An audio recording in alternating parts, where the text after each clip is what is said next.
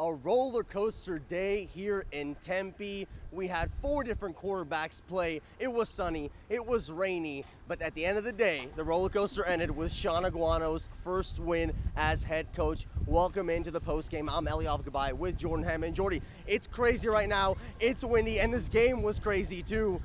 Overall, we saw a lot of improvements from the Sun Devils, including in the secondary, including with the receivers. But what stood out to you as a whole? Yeah, I think the way the defense played, yes, it was a 45-38 game, but this was the number one offense in the Pac-12 that they were facing in Washington. There were a lot of guys on the defensive line that were out due to injury. That was a really thin unit, and they were still able to get into the backfield. Kyle Soley, Merlin Robertson made some big plays. Great leadership there. And then the secondary didn't give up too many big plays. There were a couple big runs that they gave up, but the way they were able to control the pass game, I think, was really what helped set them up really for that win. And Jordan Clark comes in with a big pick 6 to add that, just get those easy points. We haven't seen the easy points come for the Sun Devils this year, so that was really good to see, and that's ultimately what set them up for the win. Now, overall, that came at the heels of Emory Jones going out after a targeting call. Coach Aguano said that a lot of it was precautionary, but of course, you gotta be careful with that. So Trenton Bourguet comes in, and he is fantastic. He says he prepares like a starter every single week, and we saw that this week. We saw that back in high school when he was at Marana High School and setting records and had this illustrious career. Walks on here at Arizona State, eventually gets a scholarship, and he's just been waiting and preparing, and this is the culmination of that. So it's no surprise to anybody who has seen Trent Bourguet play. He played his game. He took a couple shots downfield, but really he was trying to just set his offense up, and that's exactly what he did. Made one mistake with the interception, but recovered really nicely, and that was, I think, a really good interception. He forced the throw a little bit, but that was a great play on the defensive part. So, this is as advertised. Trenton Bourguet, I likened him a little bit to Matt Saracen from Friday Night Lights, like the guy who just will set you up.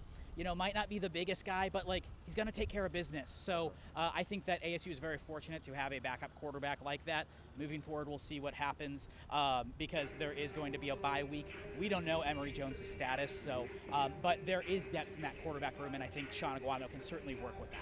And now, of course, we just mentioned Trenton is an Arizona product, and we saw a few Arizona products out there like Isaiah Glass as well, and Aguano obviously very vocal about how important it is for him to own the state of Arizona. What do you think a game like this can do for that kind of argument? Well, you had 60 to 70 high school players from Arizona at practice this week, a bunch of head coaches. I think that side is really buying in that Sean Aguano is delivering on the promises he made when he became the interim head coach. So, another big player that stepped up was Ben Bray. Ladarius Henderson, the captain of the offensive line, goes down with an injury. Ben Bray comes in and is able to get the job done as well. So I think that this could be a match made in heaven for Arizona high schools and Sean Aguano. Again, he's made a lot of promises. He's delivering on those right now. Absolutely. Now they do have the bye week. He also did promise an off day for his guys, so we're glad they get that. Going into this bye week, from what you've seen, obviously it's been a wild few weeks for these guys. What are you expecting from this bye week for the Sun Devils? Yeah, I think it's a good chance for them to take a breath. Talking to a lot of these players, they've been optimistic, but you can tell it's been a hard 3 weeks. A guy who is near and dear to their heart, and Herm Edwards, got fired, and he's no longer in their lives every single day. So the fact that they're able to reset, I think, is going to help them a lot. And now you have Stanford, you have Colorado, and then a tough game against UCLA. Especially those first 2 games are very winnable, so I think they're going to get back to the drawing board, try to get that consistency going. And again, we don't know what's going to happen at the quarterback position, but it seems like they have 2 good options if they're both fully healthy. One thing we know for sure is QB competition is a good thing at practice, so we will see how that develops. For now, the Sun Devils get a big win over number 21 Washington.